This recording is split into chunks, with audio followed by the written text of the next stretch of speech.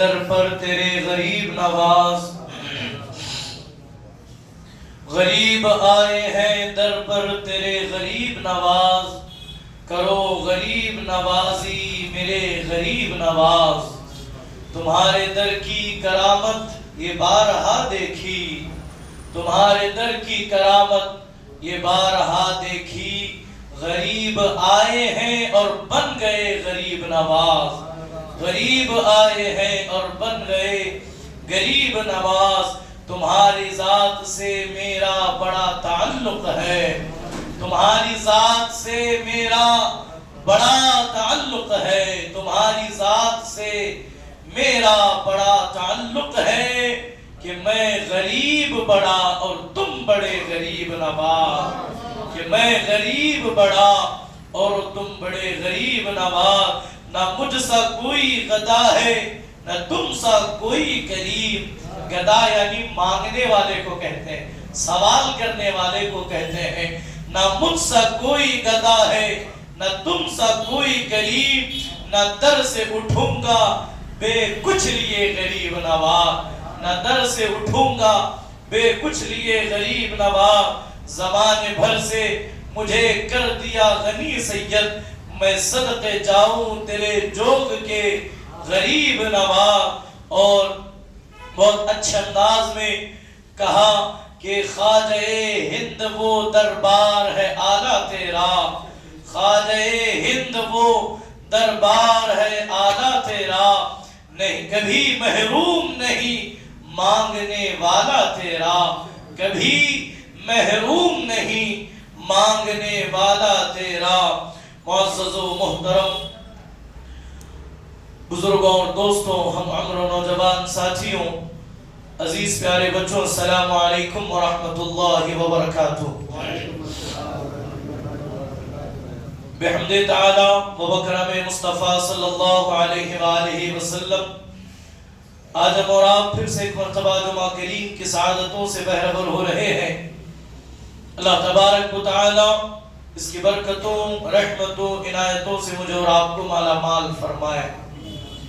خطبہ مسنونہ کے بعد میں جو اشعار جس عظیم بارگاہ میں عقیدتاً اور خراجتاً پیش کیا، تو آپ نے بخوبی اندازہ لگا لیا ہوگا کہ کل کی جو تاریخ ہے ماہ رجب المرجب، اس تاریخ کو پورے عالم اسلام میں، پوری دنیا میں صرف مسلمان ہی نہیں بلکہ ہندو بھی، عیسائی بھی، سکھ بھی، برہمن بھی، ہر قوم جو ہے ہند الولی، عطا رسول، خواجہ خواجگاں، خواجہ بے کساں، سلطان ہند و ستاں، ہماری گردنوں کے مالک خواجہ معین الحق والملت والدین سرکار سیدنا خواجہ معین الدین حسن سنجری ثم اجمیری المعروف مولا غریب نواز علیہ رحمت و رحمان کا عرس سراپا قدس پوری دنیا کے اندر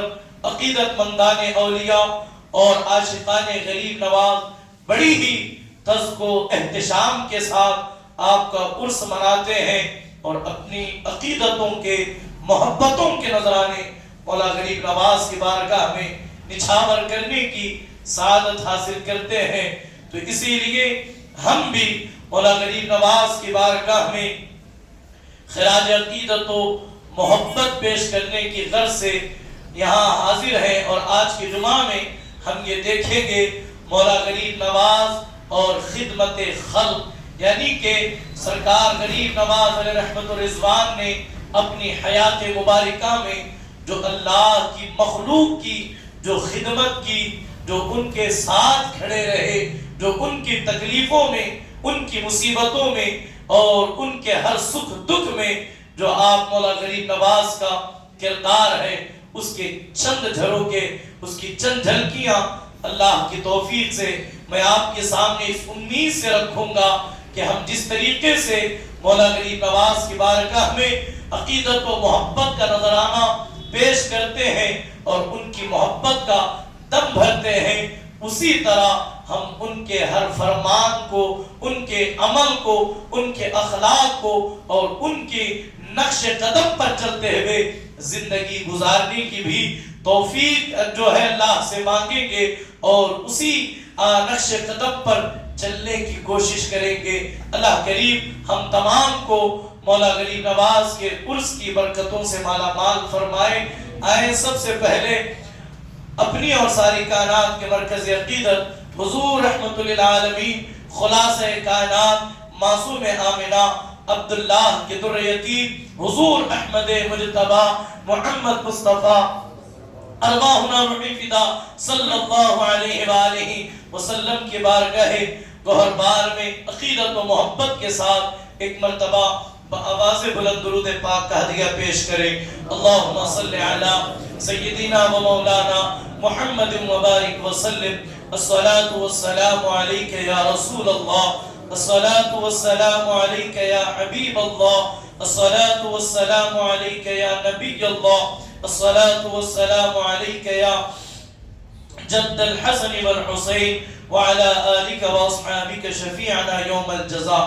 عزیزان محترم، سرکار سیدنا خواجہ غریب نواز علیہ رحمت الرضوان کی ذات تعارف کی محتاج نہیں ہے، بلکہ جس طرح جو ہے اہل ایمان پر جو ہے چاند و سورج آیا ہے، اسی طرح سرکار غریب نواز کی شان و عظمت کا ہر ایک اعتراف کرتا ہے اور آپ کی بارگاہ سے ہر ایک مستفیض ہوتا ہے۔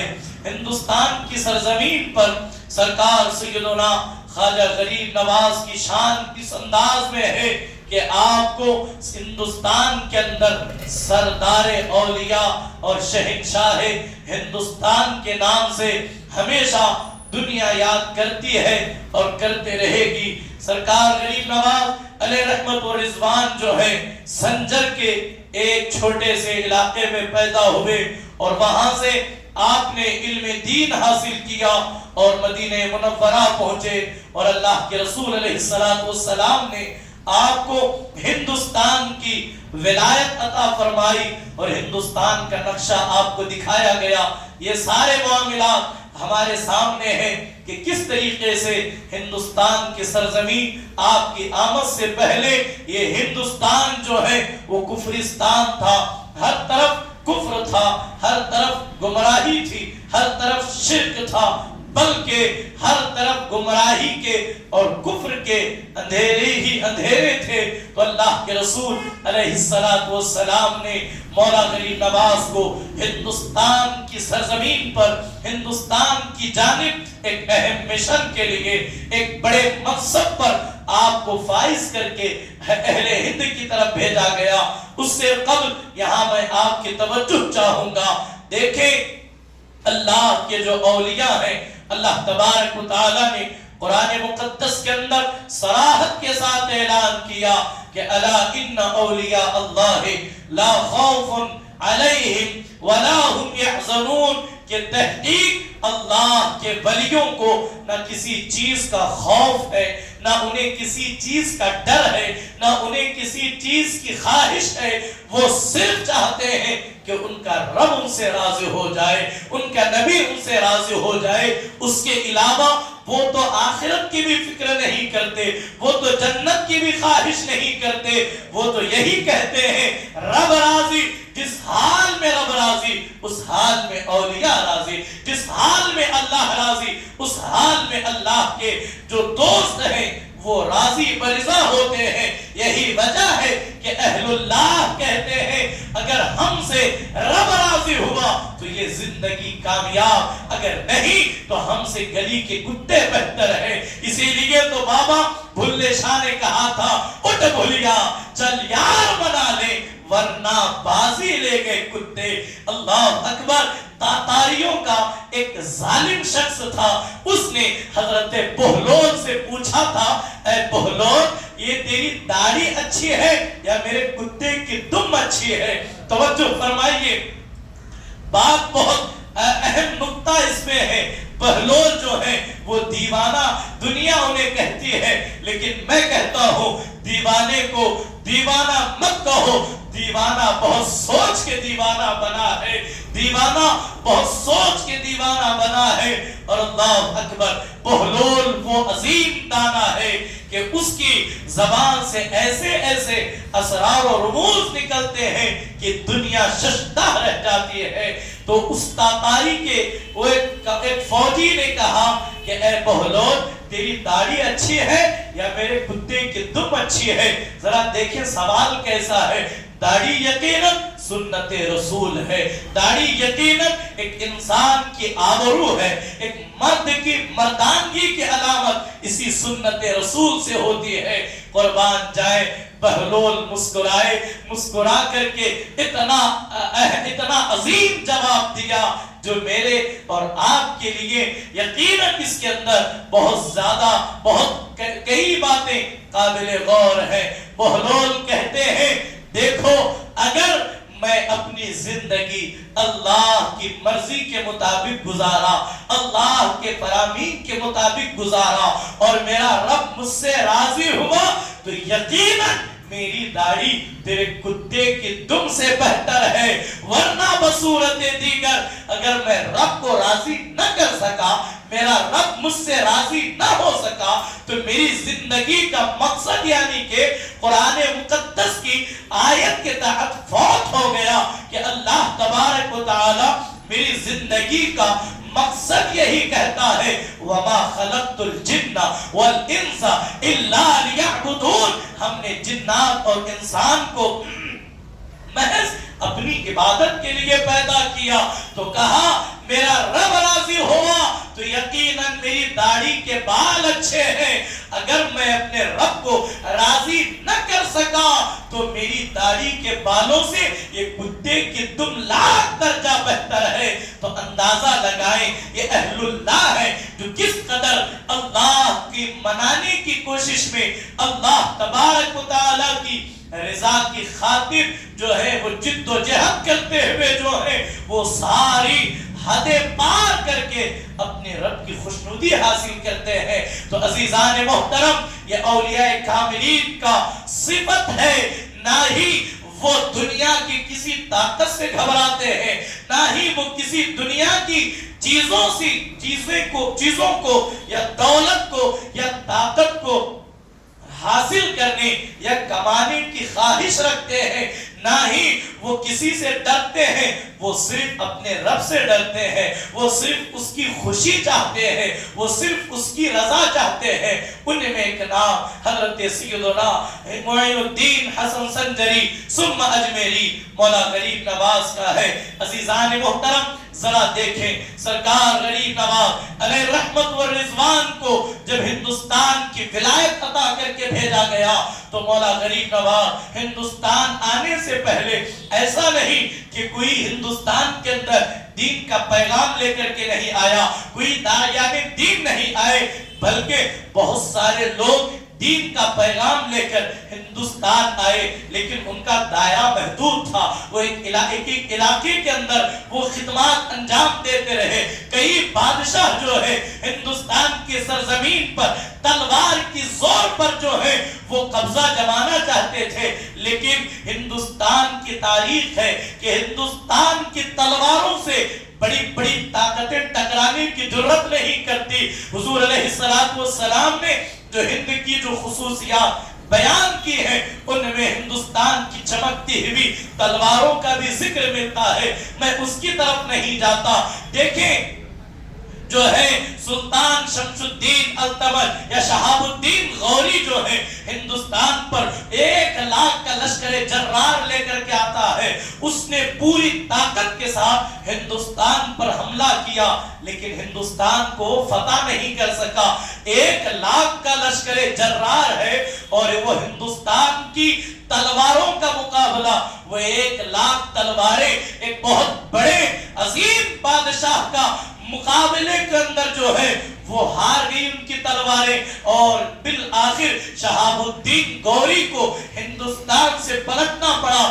جب وہ پلٹ رہے تھے چند فقیروں کا قافلہ ہند کی سرحد میں داخل ہو رہا تھا. ذرا تصور کریں، ذرا وہ منظر اپنی نگاہوں میں لائیں.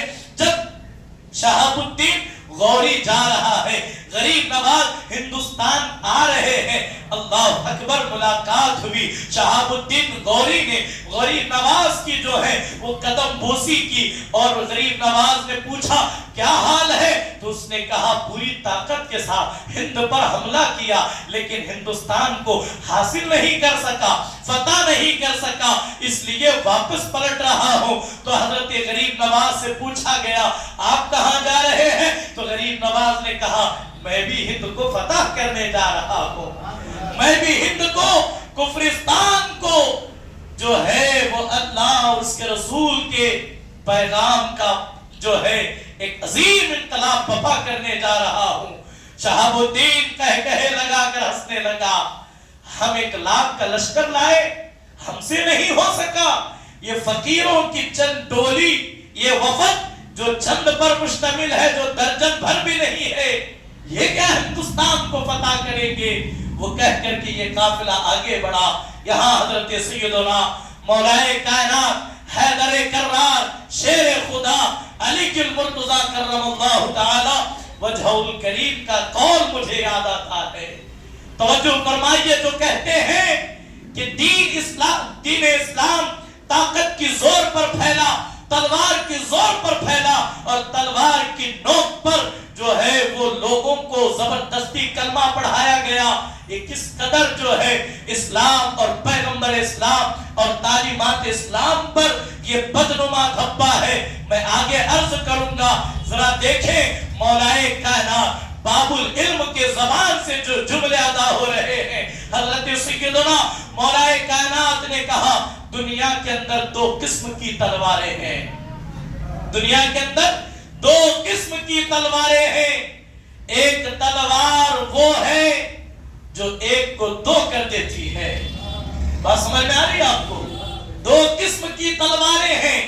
ایک تلوار وہ ہے جو ایک کو 2 کر دیتی ہے، ایک تلوار وہ ہے جو 2 کو 1 کر دیتی ہے.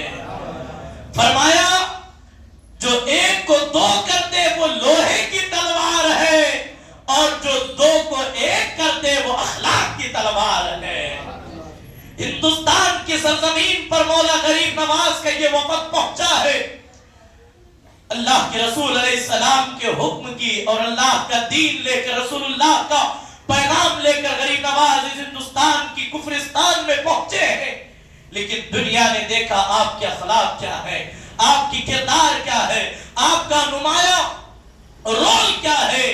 حضرت سیدنا غریب نواز علیہ رحمت و رضوان نے پوری زندگی آپ دیکھیں اٹھا کر کے پڑھیں. سرکار غریب نواز کی زندگی یہ ہے کہ سرکار غریب نواز علیہ رحمت و رضوان نے پوری زندگی کسی پر غصہ نہیں کیا، کسی کو چھڑکا نہیں، کسی کو ڈانٹا نہیں. جب بھی بات کرتے اخلاق سے بات کرتے، جب بھی بات کرتے پیار سے بات کرتے، جب بھی گفتگو کرتے محبت سے گفتگو کرتے.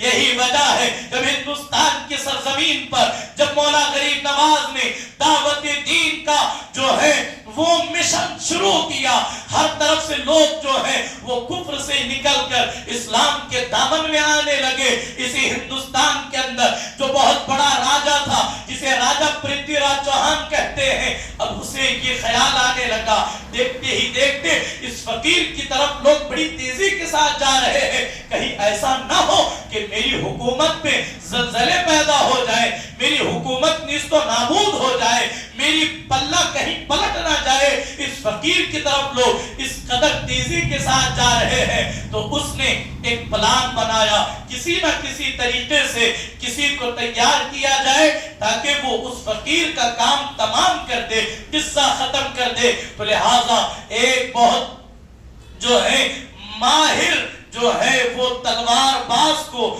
ماہر نشانے باز کا انتخاب کیا اور انتخاب کر کے پرتھوی راج چوہان نے اسے اپنے محل بلایا اور بلا کر کے کہا دیکھو ہند پر بات آئی ہے، بھارت کا سوال ہے، لہذا اس فقیر کا کام تمام کرنا ہوگا ورنہ بھارت ختم ہو جائے گا. دراصل اسے بھارت کی فکر نہیں تھی، اسے اپنے سامراج اور اپنے تخت کی فکر تھی. تو اس نے کہا کہ مجھے بدلے میں کیا ملے گا، تو بات ہوتی گئی، وہ منع کرتا رہا حتیٰ کہ آدھا بھارت لے لو اور اس فقیر کو ختم کر دو.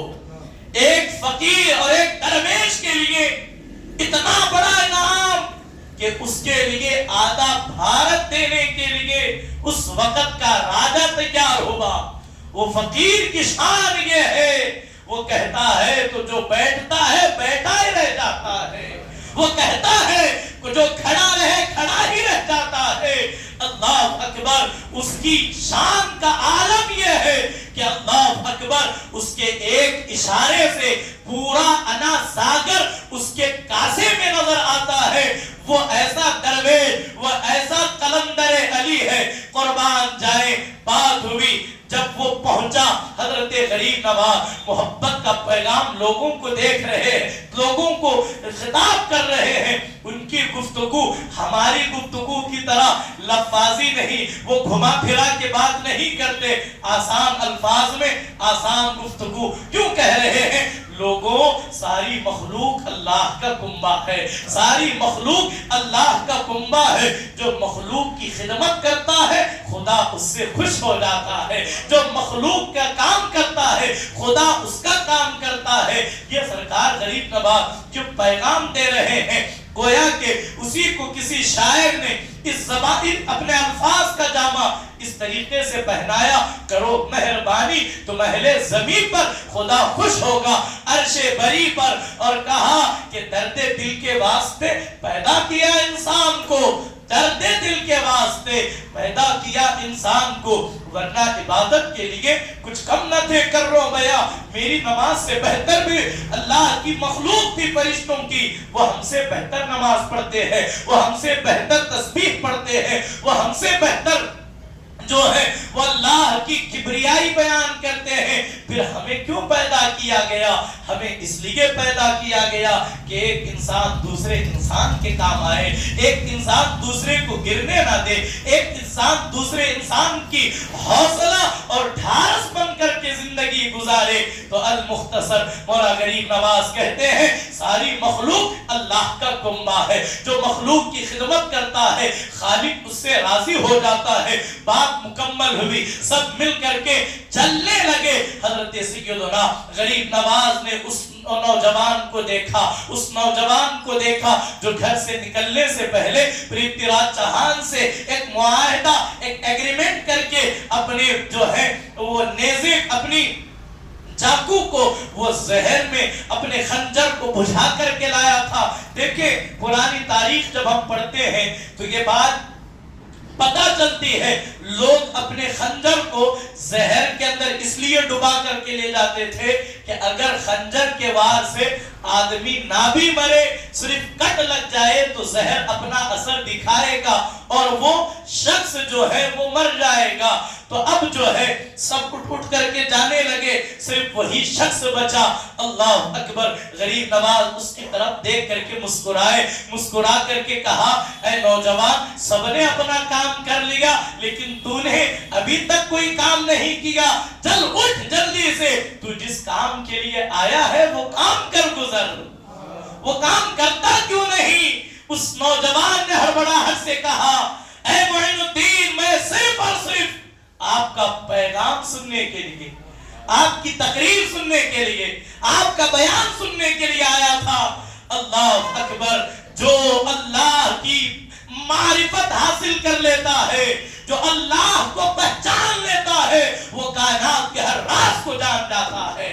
من عرف ربہ، من عرف نفسہ فقد عرف ربہ. جس نے اپنے نفس کو پہچانا اس نے خدا کو جان لیا.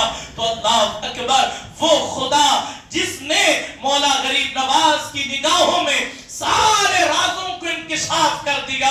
مولا غریب نواز فرماتے ہیں میں نوجوان، اے میرے بیٹے، جو خطاب سننے آتے ہیں، جو بیان سننے آتے ہیں، وہ کمر میں خنجر لٹکا کر تو نہیں آتے. اللہ اکبر. یہ سننا تھا. وہ اپنی ہی شرمسار ہو کر وہ شرم سے ڈوبنے لگا. مولا غریب نواز کا جب یہ اخلاق بھرا پیغام اس نے سنا، وہ قدموں میں گر گیا. آپ تو وہ ہے جو مارنے والوں کو بھی یہاں سے دھکے دے کر بھگاتے نہیں ہیں. تو فوراً قدموں میں گرا اور کلمہ پڑھ کر کے اسلام میں داخل ہوا تو اللہ اکبر، یہ اسلام وہ ہے جو تلوار کی زور پر نہیں بلکہ اخلاق کی بنا پر پھیلایا۔ جو لوگ کہتے ہیں کہ تلوار ہندوستان کے اندر بلکہ پوری دنیا کے اندر تلوار کے زور پر پھیلایا گیا، انہیں تاریخ ہند کو دوبارہ پڑھنا چاہیے۔ اسی ہندوستان کی سرزمین پر وہ ایک قلندر تھا جو سنجر سے نکل کر مدینہ پہنچا اور مدینے سے ہند میں آیا، لیکن اس کی شان یہ ہے کہ اللہ اکبر، اس نے مختصر وقفے کے اندر اپنی زندگی میں 90 لاکھ کو کلمہ پڑھایا۔ جو کہتے ہیں اسلام تلوار کی زور پر پھیلا، انہیں پڑھنا چاہیے۔ مولا غریب نواز نے اسلام کو پھیلایا، 90 لاکھ لوگوں نے کلمہ پڑھا، لیکن کسی بہن کے سندور کو نہیں مٹایا گیا۔ یہ حقیقت ہے، 90 لاکھ کو مولا غریب نواز نے کلمہ پڑھایا، لیکن کسی کے بچوں کو یتیم نہیں کیا گیا۔ 90 لاکھ کو کلمہ پڑھایا گیا، لیکن کسی کے ماں کی گود کو خالی نہیں کی گئی، بلکہ اخلاق کی وہ تلوار تھی کہ اللہ اکبر، مولا غریب نواز کے اخلاق سخت دلوں کو کاٹ کر ان کے اندر اسلام کا بیج بو دیا کرتے تھے۔ یہ مولا غریب نواز کے اخلاق تھے جو مولا غریب نواز نے ہند کو شاد و آباد کر دیا۔ یہ مولا غریب نواز کی محنتوں کا نتیجہ ہے کہ آج ہندوستان کے سرزمین پر دین پھل اور پھول رہا ہے۔ قربان جائیں، مولا غریب نواز کیسے سخی تھے، مولا غریب نواز کیسے کریم تھے، مولا غریب نواز کیسے ہمدرد تھے۔ ایک کسان مولا غریب نواز کی بارگاہ میں بڑا بے چین بے قرار آیا، آ کر کے اس نے اپنا درد سنایا، درد دل سنایا۔ اے غریب نواز، میری ایک بہت بڑی زمین ہے، مجھ پر بادشاہ نے اس زمین کے بدلے بہت بڑا ٹیکس لگایا ہے، مجھ پر بہت بڑا ٹیکس لگایا ہے، اور وہ اتنا ہے کہ میری آدھی کمائی مجھے صرف ٹیکس پے کرنے میں جا رہی ہے۔ میں چاہتا ہوں، بادشاہ آپ کا بڑا معتقد ہے، آپ کے مرید کا، بادشاہ جو ہے بختیار کاکی کا مرید ہے، وہ آپ کے مرید کا مرید ہے، آپ گزارش کر دیں کہ وہ میرا ٹیکس کم کر دے۔ توجہ کیجئے، اس کے بعد میں آپ کے سامنے ایک اہم جو ہے وہ پیغام خدمت خلق اور مولا غریب نواز کے اس قرص سراپا قدس کے نام پر میں کچھ باتیں آپ کے گوش گزار کروں گا۔ اس نے عرض کی، حضور، میری خواہش ہے، میری التجا ہے، میری گزارش ہے، ورنہ پھر میرے لیے بہت بڑا بوجھ ہو جائے گا، اتنا بوجھ میں نہیں اٹھا سکتا۔ اگر میں آدھی کمائی اگر بادشاہ کو ٹیکس میں دے دوں گا تو میں آنے والے سال فصل کیسے بوؤں گا، میں اپنے بیوی بچوں کے اخراجات کیسے برداشت کروں گا؟ آپ کرم کریں۔ دیکھیں غریب نواز کا درد، خواجہ ہند وہ دربار ہے آلہ تیرا، کبھی محروم نہیں مانگنے والا تیرا۔ ذرا مانگ کر کے تو دیکھا جائے، دینے والی ذات تو اللہ ہی کی ہے، لیکن اللہ تبارک و تعالی اپنے محبوبوں کے صدقے بہت زیادہ عطا کرتا ہے، بہت زیادہ عطا کرتا ہے اور بہت جلدی ملتا ہے۔ وہ واقعہ بھی ہماری نگاہوں میں ہے۔ بادشاہ اورنگزیب عالمگیر معین الدین اجمیری سرکار غریب نواز کی بارگاہ میں آپ کی مزار پر حاضری دینے کے لیے آئے۔ کیا دیکھا؟ ایک فقیر، ایک بھکاری ہے، بھکاری وہ غریب نواز کی چوکٹ پر کھڑے ہو کر کہتا ہے، خواجہ مجھے آنکھیں دے دو، خواجہ مجھے آنکھیں دے دو، خواجہ۔ اب یہ ہر مزار پر، ہر مسجد پر، ہر درگاہ پر یہ تماشا لگا ہی رہتا ہے۔ اورنگزیب عالمگیر بڑے سخت مزاج ان معاملات میں، آپ نے کہا میں اندر جا رہا ہوں، فاتحہ پڑھ کے آؤں گا، اگر تیری آنکھیں تجھے نہیں ملی خدا کی قسم تجھے قتل کر دوں گا، اگر تجھے آنکھیں نہیں ملی تو قتل کر دوں گا۔ اورنگزیب عالمگیر فاتحہ پڑھے، پڑھ کر کے واپس آئے تو کیا دیکھا؟ وہی اندھا ہے جو 10 سال سے غریب نواز کی چوکٹ پر بھیک مانگ رہا ہے لیکن آنکھیں نہیں ملی۔ تو پتا یہ چلا اب تک مانگ رہا تھا زبان سے لیکن جان پر بنائی، دعا کی، اے اللہ یہ تیرا بندہ ہے، اس پر کرم کر دے. ان کی نگاہ اٹھنے کی دیری نہیں، اسے آنکھیں مل گئی. تو اب یہ کسان تھا، اس نے کہا حضور عرض کر دے. تو غریب نواز نے کہا اچھا چلو ہم خود چلتے ہیں، بختیار ہم خود جو ہے وہ شمس الدین التمش کے پاس جائیں گے، میں خود بات کروں گا، میں خود بات کروں گا، میں خود معاملہ دیکھوں گا. قربان جائے، غریب نواز اجمیر میں ہے اور بادشاہ دہلی میں ہے. غریب نواز نے اس کسان کے لیے اتنا لمبا سفر طے کیا. ٹرین نہیں ہے، پلین نہیں ہے، بس نہیں ہے، کار نہیں ہے، بلکہ پیدل سفر کر کے دہلی پہنچے. جیسے ہی دلی کی سرحد میں داخل ہوئے، چونکہ غریب نواز کو ہندوستان کا بچہ اس وقت جانتا تھا، آج بھی جانتا ہے. ذرا دیکھیں، آج بن دیکھے اتنا جانتے ہیں، اتنا مانتے ہیں، ان کے لیے اپنی جانیں ہتھیلی پہ لیے پھرتے ہیں. اللہ اللہ. جیسے ہی معلوم ہوا کہ غریب نواز ہندوستان جو ہے وہ دہلی کی سرزمین پر پہنچ رہے ہیں، تو فوراً بادشاہ کو اطلاع مل جاتی ہے اور بختیار کاکی تک پیغام بھجوایا گیا. بادشاہ ننگے پیر غریب نواز کے استقبال کے لیے جو ہے بختیار کاکی جلدی جلدی دوڑے ننگے پیر حضرت غریب نواز کا استقبال کرنے کے لیے پہنچے ہیں. ذرا دیکھیں، سب نے بیک زبان کہا. ایک طرف بادشاہ ہے، ایک طرف آپ کے خلیفہ اور مرید ہے بختیار کاکی. کہتے ہیں حضور آپ اتنی جو ہے مشقت اٹھائی، اگر کوئی کام ہوتا، اگر کوئی حکم ہوتا، اگر کوئی پیغام ہوتا، ایک خط لکھ دیتے، ہم آپ کے حکم پر جو بھی ہوتا ہم عمل در آمد کرتے. آپ کو یہاں تک آنے کی ضرورت کیا پیش آئی؟ تو مولا غریب نواز نے کہا بس کوئی بات نہیں، یہ جو میرے ساتھ جو کسان ہے اس پر آپ نے ٹیکس لگایا ہے، میں چاہتا ہوں اس کا ٹیکس کم کیا جائے، اس کے لیے رعایت دی جائے. یہ سن کر بادشاہ کہتا ہے حضور آپ حکم دیتے، میں ہم اس کی پوری نسلوں کا ٹیکس معاف کر دیتے،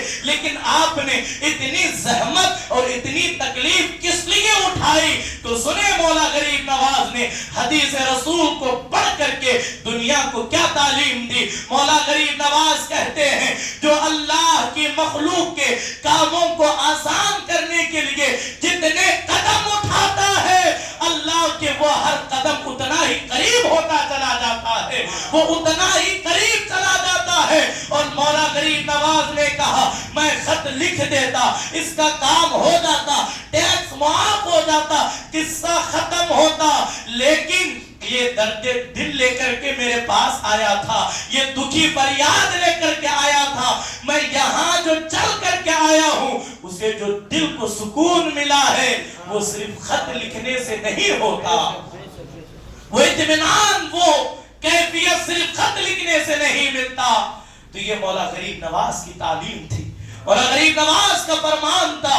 کہا گیا کہ جو کسی کی تکلیف کو آسان کرنے میں جتنے قدم اٹھاتا ہے وہ اللہ کی اتنا ہی قرب پاتا ہے.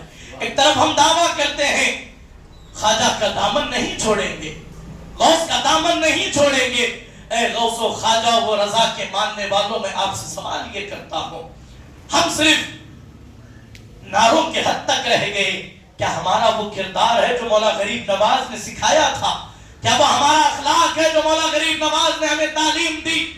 آج اگر ہمارے اپنے دوست کا، اپنے بھائی کا اگر کاروبار تھوڑا سا زیادہ چلنے لگتا ہے تو لوگ باباؤں کے چکر میں پڑ جاتے ہیں، کوئی تعویذ، کوئی ٹونا، کوئی لیمو ایسا کرے کہ اس کا کام ختم ہو جائے. مولا غریب نواز کے ماننے والوں، کہ یہ تعلیمات غریب نواز ہے. مولا غریب نواز اپنوں کو نہیں اجنبیوں کو معاف کرنے کا ہمیں پیغام دے رہے ہیں، لیکن ہم اپنے بھائیوں کو معاف نہیں کر سکے، ہم اپنی بہنوں کے ساتھ اچھا رویہ اختیار نہیں کر سکے. تو مجھے بتاؤ ہمارے دعوے کھوکھلے نہیں تو اور کیا ہے؟ اس لیے کہ اللہ تبارک و تعالی قیامت کے دن چاہے اپنے فضل سے زندگی بھر کے روزے نماز اور حج و زکات کو بخش دے گا، لیکن اگر ہم بندوں کے حقوق کی پامالی پامالی کریں گے، لوگوں کو تکلیف پہنچائیں گے، لوگوں کو ناراض کریں گے، تو خدا کی قسم ہماری آخرت برباد ہو جائے گی. ہماری آخرت، ہماری قبر جو ہے وہ یقیناً جہنم کے گڑھوں میں گڑھا بنے گا. آج ہمارے دلوں کے اندر نفرت، بغض، حسد، عداوت، کینہ پروری، اور ہمارے دل اتنے سخت ہو چکے ہیں کہ ہزار حادثے دیکھ کر کے بھی یہ دل نرم نہیں ہوتے. آج ہم دوسروں کی تکلیف کو دور کرنا تو بہت دور کی بات ہے، ہم تو یہ کہتے ہیں جانے دو، وہ اس کا معاملہ ہے، وہ خود دیکھ لے گا. میرے عزیزوں، یہ اسلام کی تعلیم نہیں ہے. آج ایک بڑا المیہ یہ بھی ہماری سوسائٹی کا ہے. ابھی گزشتہ دنوں کئی لوگوں نے یہ باتیں مجھ تک پہنچائی. ہم نے سنا، یہ دیکھا کہ بہت سارے نوجوانوں کا نکاح صرف اس لیے رکا ہے، وہ اچھا کماتے بھی ہیں، وہ ان کے اخلاق اچھے بھی ہیں، لیکن پڑوسی کیا کرتے ہیں، جب کبھی کوئی بیٹی دینے والا، یہ تلخ حقیقت ہے سوسائٹی کی، جب وہ اپنے بیٹی کا جہاں رشتہ طے ہو رہا ہے، وہاں اگر وہ معلومات لینے کے لیے، انکوائری کرنے کے لیے جب پہنچتے ہیں، وہ اپنے ہی ہوتے ہیں جو جھوٹ کا اس نوجوان پر، اس بیٹے پر، اس بیٹی پر یہ تہمت لگاتے ہیں کہ یہ اچھے نہیں ہے، ان کا کردار اچھا نہیں ہے، یہ تو شراب پیتا ہے، یہ تو یہ کرتا ہے، جس کی وجہ سے کئی رشتے ہزاروں کی تعداد میں آپ کو ہبلی دھارواڑ ہی میں مل جائیں گے. صرف اور صرف لوگوں کی جھوٹ نے لوگوں کے لیے تکلیف، مشکلات کھڑی کی ہیں. خدا کے لیے اس سے نکلے. دیکھیں اخلاق، اللہ تبارک و تعالیٰ نے اخلاق کے حوالے سے رسول کائنات علیہ السلام نے جو پیغام دیا وہ یقیناً جو ہے وہ اپنی جگہ ہے، یقیناً وہ ہر ایک کے لیے قابل عمل ہے.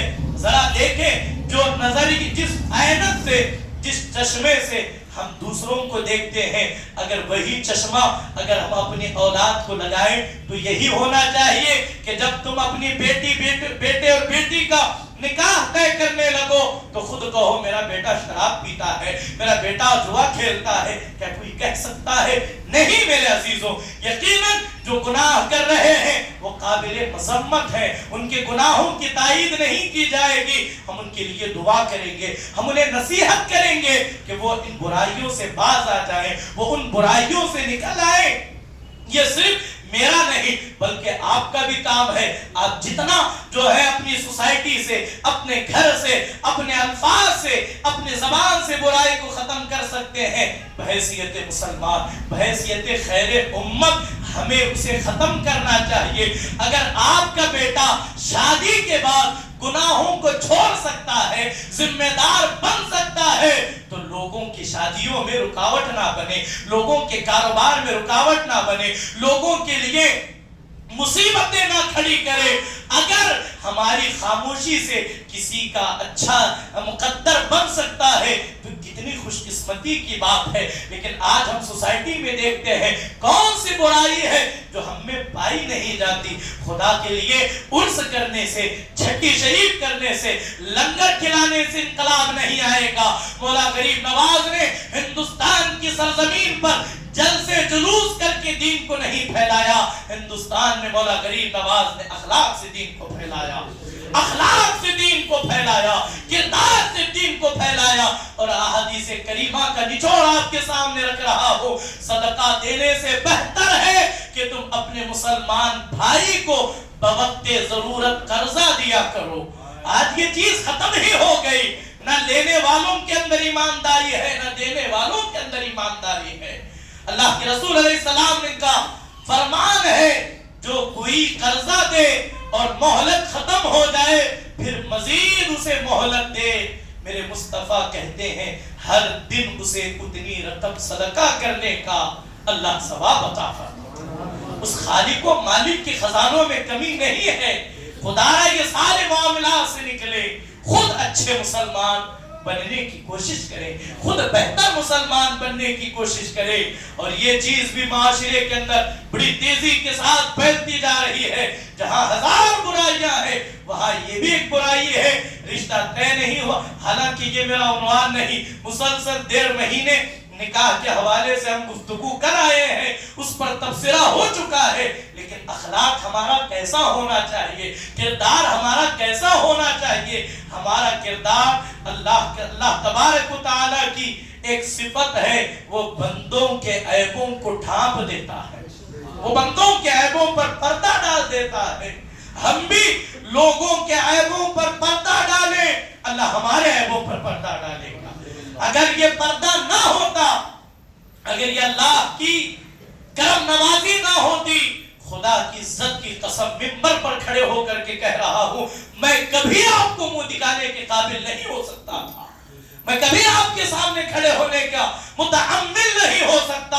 یہ اس خالق کا کرم ہے، اس نے ہماری برائیوں پر اپنے کرم کا پردہ ڈالا ہے، اس نے اپنے فضل کا جو ہے پردہ ڈالا ہے، ان سارے معاملات سے نکل آئی۔ اور یہ معاشرے میں یہ برائی بھی بڑی تیزی کے ساتھ جہاں رشتہ طے ہوا، انکوائری ہوئی، سارے معاملات اب پھر فال کے چکر میں پڑ جاتے ہیں، فال دیکھیں، وہ تانترک، یہ تانترک۔ ہندوستان میں جب مولا غریب نواز آئے تو ہندوستان کے اندر جادو کا طوطی بولتا تھا، اور پرتھی راج چوہان ہی نے جتنے جنتر منتر کرنے والے لوگ تھے، تنتر منتر، پوروں کو مولا غریب نواز کے خلاف کر دیا، ان کے خلاف کھڑا کیا۔ لیکن جس کے ساتھ خدا ہوتا ہے، جس کے ساتھ خدا کی حمایت ہوتی ہے، فانوس بن کے جس کی حفاظت ہوا کرے، وہ شمع کیا بجھے جسے روشن خدا کرے، وہ دیا کبھی بجھ نہیں سکتا جسے خدا روشن کرتا ہے۔ یہ بیٹے بیٹیوں کی شادی کے موقع پر فال دیکھنا، تانترکوں کے پاس دیکھنا، یہ سارے جوتشوں کے پاس دیکھنا، یہ اسلام کا شیوا نہیں، یہ پیغمبر اسلام کی تعلیم نہیں، یہ ہندوؤں کا طریقہ ہے جو مسلمان اپنا رہے ہیں۔ جو ہوتا ہے اللہ کی مرضی سے ہوتا ہے، اور جہاں تک فال کی بات ہے، جو جوتش دیکھ کر کے، جو دیگر لوگ دیکھ کر کے بتاتے ہیں، فال کا تعلق شرک سے ہے، مسلمانوں کو اس سے بچنا چاہیے۔ اپنی بیٹیوں کا، اپنے بیٹوں کا رشتہ اخلاق کے دائرے میں رہ کر، اگر کسی کے اخلاق اچھے ہیں تو اپنی بیٹی کو اللہ کی ذات پر، اپنے بیٹے کو اللہ کی ذات پر بھروسہ کر کے رشتہ طے کرو، اس لیے کہ اچھائی بھی اللہ کی طرف سے ہے، برائی بھی اللہ کی طرف سے۔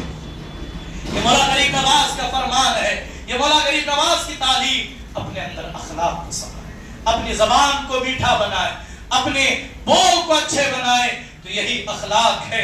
مولا غریب نواز نے اپنی حیات میں 90 لاکھ کو کلمہ پڑھا کر کے جو انقلاب پیدا کیا، آج ہم پڑوسیوں کے لیے مصیبت بنے ہوئے، آج ہم اپنے بھائیوں کے لیے مصیبت بنے، آج ہم اپنے ملک کے لیے مصیبت بنے ہیں۔ یہ ساری برائیاں آج میرے اندر اور آپ کے اندر ہے، ہمیں چاہیے کہ ہم اس سے نکلیں اور نکل کر کے ایک بہترین مسلمان بن کر کے زندگی گزارے۔ یہی طریقہ، یہی طرز صوفیہ کی اور یہی کام اولیاء کا تھا۔ انہوں نے پوری زندگی اللہ کی مرضی کے مطابق گزاری، اور یہی وجہ ہے کہ جب وہ اس دنیا سے پردہ کر گئے، زمانے گزر گئے، صدیاں بیت گئی، آج بھی ان کا تذکرہ ہوتا ہے، آج بھی ان کا ذکر خیر ہوتا ہے۔ اللہ کریم کے حضور دعا گو ہوں، مولا تبارک و تعالی اپنے فضل سے میرے کہنے میں، آپ کے سننے میں جو بھی غلطیاں ہوئی ہوں اسے درگزر فرمائے۔ اللہ ہمیں اخلاق کے قریب